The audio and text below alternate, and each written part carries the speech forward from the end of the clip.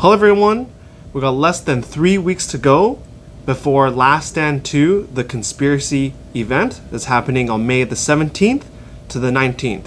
I don't know about you guys, but I'm excited. Our admin team is excited. We got new updated gameplay mechanics for this year's event. We got different things for you guys to try out. We hope you guys are ready. So some of the things that we have planned, just to give you guys a little bit of a teaser, we have some side objectives, some hidden props for you guys to find. We also have specific special events in the evening for those guys who are running night vision. So we got basically a little bit for everyone. That being said, we'll cover some of the major changes that we made for this year, but some of the more kind of same rules from last year, we'll basically port those video clips in there as well. That being said, we'll go right into the video and talk about some of the new changes. So, eye protection. Eyes, very, very important. Okay, we take this very, very seriously. So for eye protection, goggles only, they have to be ballistic rated. So any of the Z87 plus ratings or any sort of equivalencies, okay, full seal goggles. For ballistic glasses, they are not allowed unless you have it modified. So it has to have a full seal kit on the ballistic glasses, and you need a back strap around the back of the glasses. In this configuration, it basically will act like a full seal goggle so they won't fall off. This is to protect your eyes, okay? But real simple, everything's gotta be full seal. Map update. So for Last Stand 2, the map has been kind of reworked. We'll have a photo of the map somewhere here. So last year we had 8 capture points. This year we shrunk it down to 6 capture points. However, we added 4 special location areas. These special location areas have specific abilities attributed to each location, and they're all different. For more specific details on these locations, it will be in our part 2, our gameplay overview video on these locations themselves. But these are brand new for you guys to play. In addition, the market area.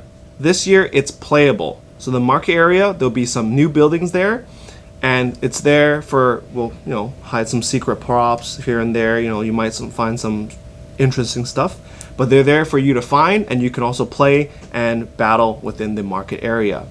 The admin area is now separate from the market and is marked red on the map for you guys to find.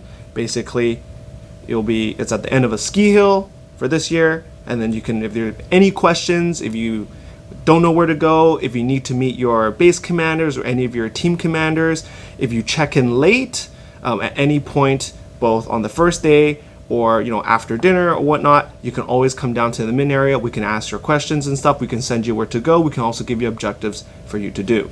So the market and the admin area are now separate. But those are some of the major changes on the map for this year. Vehicles. So based on your guys' feedback from last year, we've made significant changes to the vehicle rules.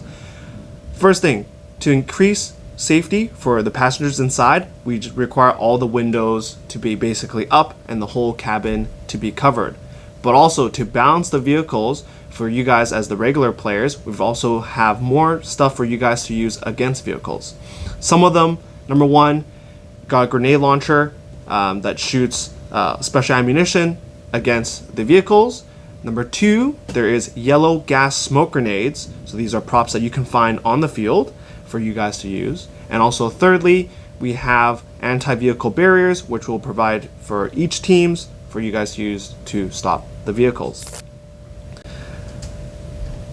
On the grenade launchers, again, for this year, the grenade launcher is primarily used against vehicles only, so they are not allowed to be used against players. That also means any sort of shower shells, those ones that have small holes that shoot the BBs, are not allowed. This also includes the Airsoft Innovations 40 mic and Master mic.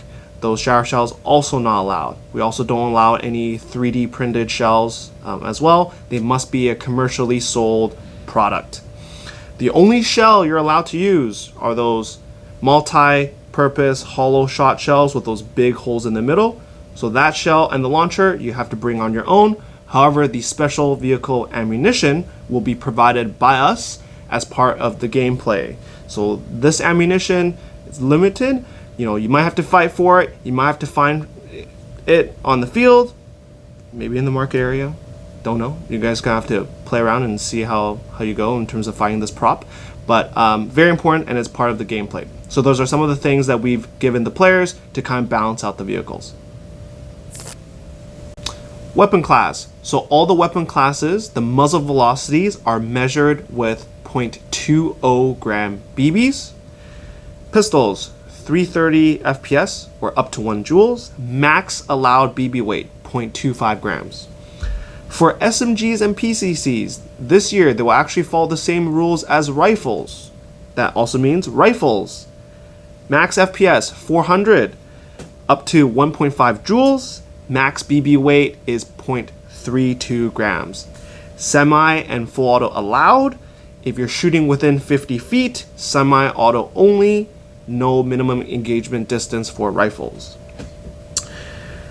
Light machine guns or any sort of belt-fed machine guns, 440 FPS or under, up to 1.8 joules. Max allowed BB weight is 0.28 grams. 50 feet minimum engagement distance. DMRs, 440 FPS up to 1.8 joules, and max allowed BB weight up to 0.36 gram BBs. 50 feet minimum engagement distance.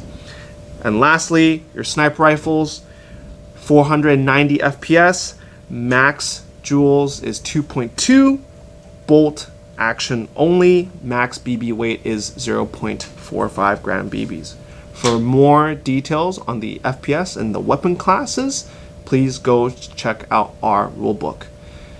Smoke grenades, we do allow smoke grenades. However, it'll be based on if there's any sort of fire restrictions. Unfortunately, at the moment, since we're not at the field, we can't really give this determination, but just keep in mind, because of the fire restrictions, we may and may not allow the use of smoke grenades.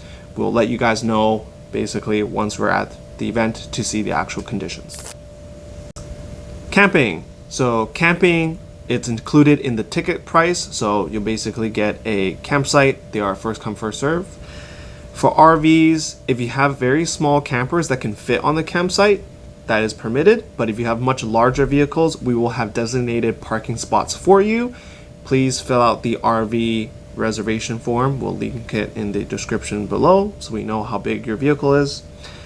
As for hotel rooms or chalet rooms, usually we release this early in the year, so around January, February.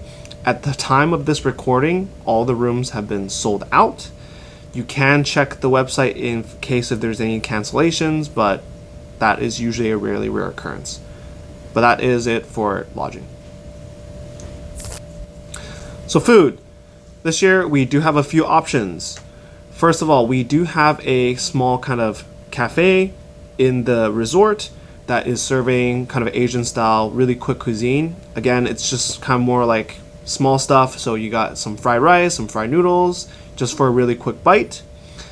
The other one, we have a food truck up there that is going to be serving a quite expansive menu. So you got some steaks, spaghetti, sandwiches and stuff, things like that, refreshments, freezies, drinks.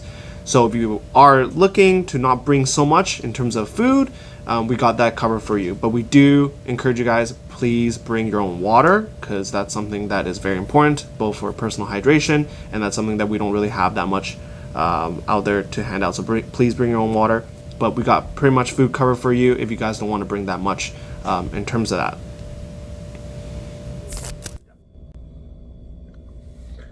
So we also had some questions regarding flashlights, lasers, and also how the night mode will work. So we're going to cover that in this short clip here. In terms of the night mode, it's going to happen on Friday, so in the evening at 7 p.m. and also Saturday. So the games will be split between a daytime and evening time. Even though there will still be light out there, everyone should be prepared to go into playing like a night type of game mode. On Saturday, we'll have a little bit short break for dinner time, so it'll also give you guys time to prepare your equipment. In terms of night play and also flashlights. So first thing, flashlights are required. They are primarily a safety equipment. So for example, we have some flashlights here, handheld ones. We recommend having more than one light source, so you can have a handheld, or you can have one mounted on your gun. This is primarily for safety, just in case if you need to illuminate something, either for identification, if you're lost, if you need to signal something for help, or if you're just looking at something that doesn't look right in the terrain, or just general use. We want to make sure that you have a light, that everyone has one, just to see, so they can see at night. The second part to the flashlight is actually when it comes to engagements. So for this event, for night engagements, you have to have either a flashlight on or a tracer on your gun. The way engagements will work, when you see a target, if you're using a flashlight, you illuminate the target, shoot, and then turn the light off. If you have a tracer on your gun, you do not need to illuminate the flashlight. You can just shoot with the tracer, but it's also recommended to have a light on your gun. Why this rule is in place for night engagements is that it both serves as a safety thing, so you can illuminate the target, see what you're engaging at, and also for a gameplay perspective, when you turn on your tracer or light, for the enemy, they can have a chance to kind of, I guess, return fire. Just like how in real life, if you were to open fire, you will have like a muzzle flash or some sort of signature. Basically, you'll lose your concealment, and then the enemy can engage, just to make the game a little bit more fair and just fun for everyone else. When it comes to mounting it on your gun, if you have two guns, so a primary and let's say a secondary, it's recommended that you have that light on your primary. The secondary does not have to have a light on there. However, if you're going to use your secondary to engage, you will still need to illuminate either with a tracer or a light. So for example, we have a pistol with a light on there. If your pistol doesn't have a light, you can use like a handheld. But for your primary, you must have the light mounted on. Doesn't matter how you mount it. You can use your standard rails. If you have Picatinny rails, M-lock rails. If you don't have any rails, old-fashioned duct tape, just tape it. We don't care how you mount it on, as long as it's on the gun. If you're only using one gun, let's say for example a rifle, pistol only, or a SMG, that gun has to have a light or a tracer mounted on there. Regardless of which one you use for the engagement, you still have to have a light. Now on to tracers itself. Any sort of tracer unit will work. It doesn't have to have muzzle flash. It can just be a standard tracer module. You can only use tracer BBs only. The whole magazine has to be filled with tracers, no salt and pepper, which means you cannot mix tracer BBs with standard BBs and then tracer BBs again. The whole magazine has to be with tracers. Last thing, we have lasers. So your PEC modules or individual laser sets. If you're using a visible laser, do not illuminate it to illuminate the target with it. It's only for kind of just pointing in the general direction or signaling use. You're not allowed to use it to aim. Although these modules are low powered, typically civilian grade lasers are class 3, so they're safe, they're eye safe, just to reduce the chance of it having any sort of potential harm. We are not allowing you to use visible lasers to aim with. Obviously, it's most likely not going to cause any sort of damage unless you somehow decide to stare in the laser for like more than 2 or 3 minutes.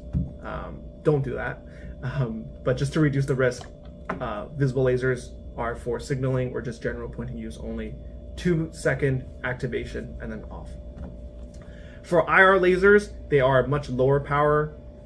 There's no restrictions on that use if you're using IR laser. Just make sure you are aware of what setting your laser is on so you don't actually shoot out a vis laser instead of the IR mode. But that's it, just a short kind of overview in terms of the questions regarding flashlight, tracers, and lasers for this event. So night vision, we do have specific night vision kind of scenarios for this year. We do know some of you guys kind of know that, and we're expecting a much higher level of night vision users, so we do encourage the use of that. That being said, using your own night vision, it's at your own risk, and also you'll still have to comply with the standard night engagement rules. So basically, you're either illuminating the target with a flashlight if you don't have a tracer, or if you are running a tracer, you are running full tracer BBs, so no salt and pepper. When you see a target, you either illuminate them with a light and engage, or if you're using a tracer, tracer's on and you basically engage the target. For specific night time rules, please check out our rule book, but even if you're using night vision, you'll still have to comply with the standard night engagement rules. One more key note for night vision users: if you're using your night vision, either your goggles or if you have it mounted on the gun, you still have to keep your eyewear on. The eyewear on stays on at all times during play. That is to protect your eyes. So please keep your eye pro on when using night vision. So what happens in the event that it rains? Well, right now I have a poncho on me. Obviously there's different types of ponchos. If you have a poncho that has actual sleeves, obviously the armband, again, both arms will be sufficient. For example, for this poncho though, I do not have sleeves. It's just a coverall over my regular kit. One of the ways that we found was really easy for identification is you can use any sort of duct tape or vinyl tape. We recommend getting a high quality one. This one in particular is a 3M one, just because the higher quality ones are usually a little bit more waterproof, water resistant, and they can stay on, especially if it rains. But what you do is you basically cut big strips and you basically just tape on your poncho like so. Make sure when you do tape it on that it's a really big strip and it actually contours to your arms, because if I rotate to my back or to my front, you'll have enough space that people can see both in the front and the rear. So again, the tape will not be provided, so you'll have to kind of pre-make it yourself. But that is also another way that you can do your identification if you're wearing any sort of waterproof gear or just gear that you don't have Velcro on. So another equipment that's required for this event are radios. Similar to the flashlights, they're primarily a safety equipment. We want to make sure that all players have some sort of communications to the admins, just in case they have any questions or if something comes up, like a medical emergency or anything that needs to be reported. They're also used for the gameplay.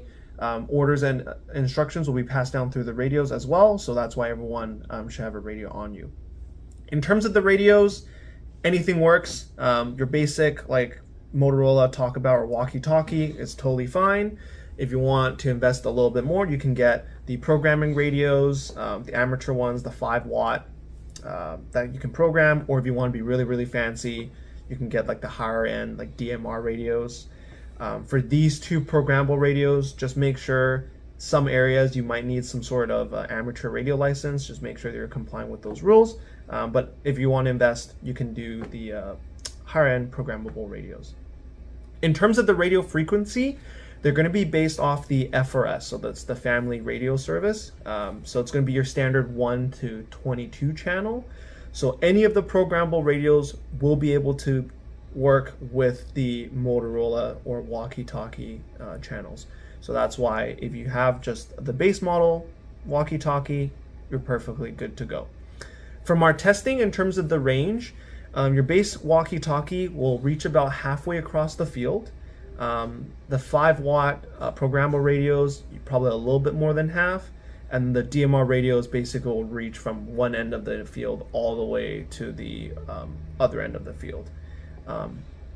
This is also the reason why the market or admin area is located in the center, because when we send out the radio signals, you should be able to receive it regardless of where you are. Worst case, we'll just relay it through our admin teams and also our command teams as well.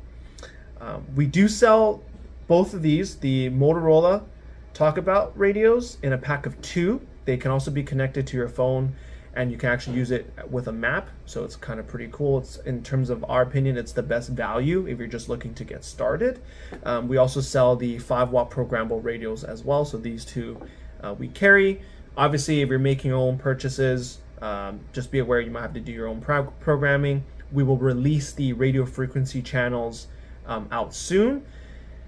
For the radio frequencies that we're using for the command team, it'll go out to your squad leaders and also your 2 ICs in terms of the channel that we'll use. For your squad channel, so it's the channel that you use within your squad, you can use whatever channel you guys want to use. There's no restrictions on that. So just a very quick overview in terms of the radio equipment for this event. So one of the big safety equipments is going to be your barrel cover and also a kill rag or a dead rag.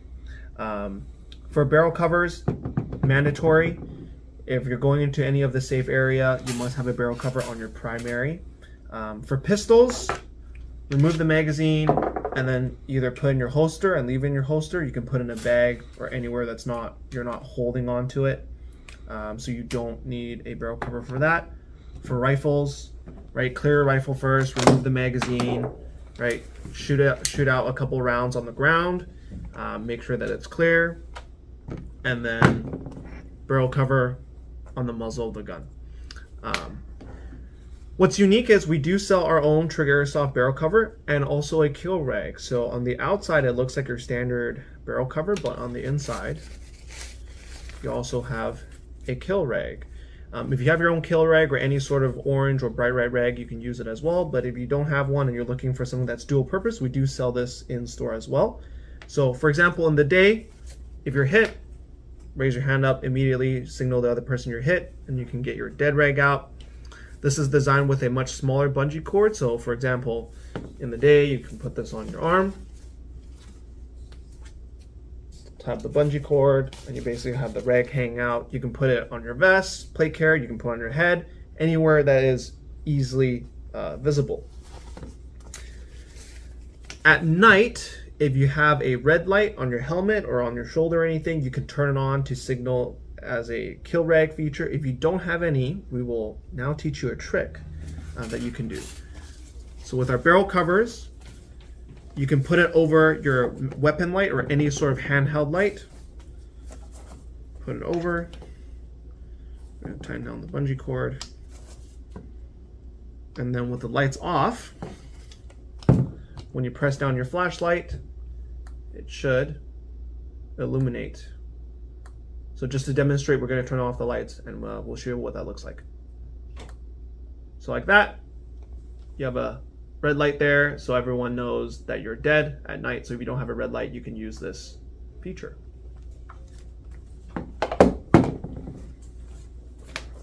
Yeah, so that's a really quick overview in terms of the barrel cover and the kill and dead rag.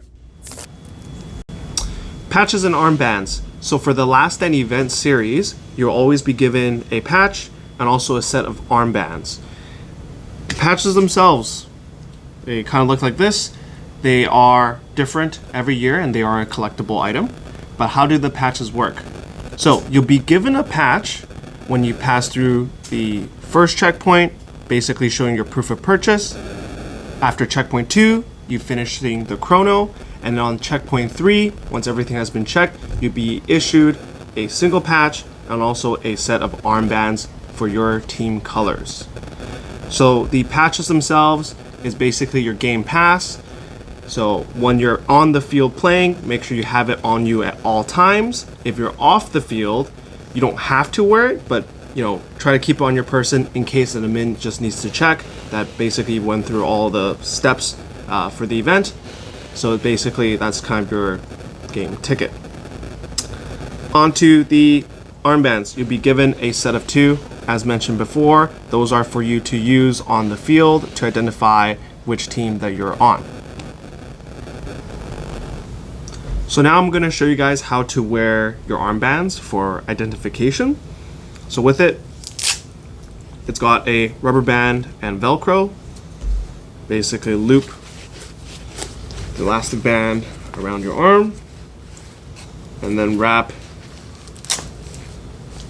the band around and engage with the Velcro, and now that it's on. So as you can see, this is an example of how you should put your patches and also armbands for identification. For the patches, it's your game pass. When you're playing, you must have it on your body at all times, visible. So we got to be able to see it. For the patches, torso up, and it has to be facing forward. So either on your front of your plate carrier or on your Velcro if you wear long sleeves with the Velcro strips on the sides, but it has to be facing forward in a place that we can see. For armbands, as the name implies, they are armbands, which means they go on your arms in this position only. So one on the left, one on the right. So that means you can see which team you're on from either side in terms of the directions. Okay, but this is an example of how you wear the armbands and also what your patch position should look like while you're playing. So that's just a quick overview of some of the major changes for this year's Last Stand 2 event. The admins have been really excited. We hope you guys are excited to play. We got brand new stuff for you guys. But for more specific details on the rules, please go check out our rule book. The rule book will have some updates, and we also hope to kind of update it every year in case there's new stuff and new kind of fresh stuff for you guys to play with. But please check out the rule book. For the specific vehicle rules, we'll also have that video linked down below so you guys can kind of watch that as well.